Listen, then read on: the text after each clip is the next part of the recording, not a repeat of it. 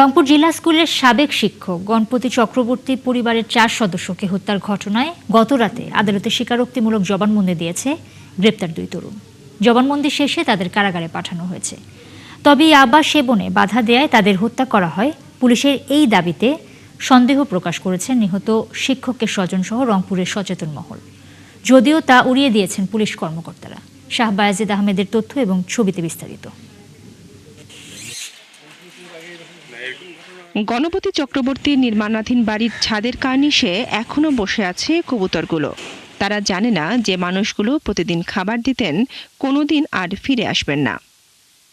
4 দিন আগে বৃহস্পতিবার রাতে রংপুরের এই বাড়িতেই নৃশংসভাবে হত্যা করা হয় গণপতি চক্রবর্তী, তার স্ত্রী এবং 2 সন্তানকে। রোববার রাতে তাদের শেষকৃত্য সম্পন্ন হয়েছে।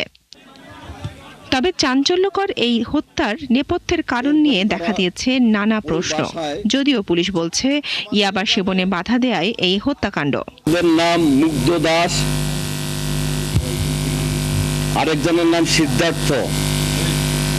মুগ্ধ দাস এবং সিদ্ধার্থ পাশের বিল্ডিং এর উপর দিয়ে ওনাদের ছাদে আসে। তবে পুলিশের এই দাবি নিয়ে সন্দেহ প্রকাশ করেছেন ওই শিক্ষকের স্বজনসহ এলাকাবাসী। তারা বলছেন একটি বাড়িতে একের পর এক 4 জনকে হত্যা করা হলো, অথচ আশেপাশের কেউ কিছু টের পেল না। মাস্টার তো অবশ্যই তার পরিচিত, অবশ্যই সে বলতে পারতো সেখানে তাদেরকে, এবং পাড়া প্রতিবেশী যারা জানে আমি বাসা আছে তাদেরকে বলতে পারতো, চিল্লাইতে পারতো। তো বড় একটা লোমহর্ষক ঘটনা ঘটলো, কিন্তু কেউ জানলো না। এটা আসলে একটা রহস্যে ঘেরা আমার কাছে মনে হইলো। যে বাড়ির ছাদকে টপকিয়ে সে আরেকটা বাড়িতে আসলো, অবশ্যই সে বাড়ির লোকজন কেউ না কেউ বা আশেপাশে কোনো বাড়ি থেকে কেউ না কেউ দেখে ফেলেছে সেটা। শুরুতে ঘটনাটি ডাকাতি বলে ধারণা করেছিল পুলিশ, তবে কয়েক ঘন্টার মধ্যেই বদলে যায় সেই বক্তব্য। এতে মানুষের সন্দেহ বাড়ে। তাদের দাবি এই হত্যার পেছনে আরও শক্তিশালী চক্র রয়েছে। আমার মনে হয় এই জিনিসগুলো একটু খতিয়ে নেওয়া দরকার, যে 2টা ছেলে কীভাবে 4টা মানুষকে একের পর এক খুন করে ফেললো। যেই মাদকাসক্তরা, এদের দ্বারা সবকিছু সম্ভব। তো এখানে আমরা চাচ্ছি এটা বিচার বিভাগীয় একটা তদন্তের মাধ্যমে, সুষ্ঠু এবং নিরপেক্ষ তদন্তের মাধ্যমে যেন এই ঘটনাটার বিচার হয়। এই ঘটনায় গ্রেফতার 2 তরুণের পরিবারও বলছে এর আগে তাদের সন্তানদের বিরুদ্ধে কোনো অভিযোগ ছিল না। তবে আদালতের দোষ প্রমাণ হলে শাস্তি চান তারাও। আমার সন্তানকে যে ছেলেরা নষ্ট করছে সেও তো ধরা পড়ছে, তাদের কাছেই সরকার দেখুক যে আসলে এটা কি করা যায়।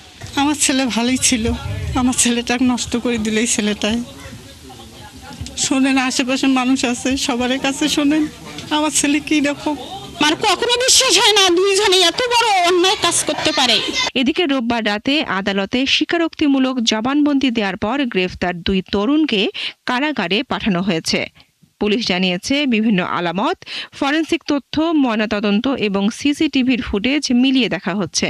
আসামিরা নিজেদের দোষ স্বীকার করে স্বীকারোক্তিমূলক জবানবন্দি দিয়েছে। মামলার তদন্ত চলমান আছে। স্বীকারোক্তি যেটা দিয়েছে, খেজুর খেয়েছে, সিগারেট খেয়েছে, নিশ্চয়ই তাদের প্রোফাইলের সঙ্গে ম্যাচ করবে। যদি সত্যি তারা থেকে থাকে ম্যাচ করবে, এবং যদি তারা খেয়ে থাকে।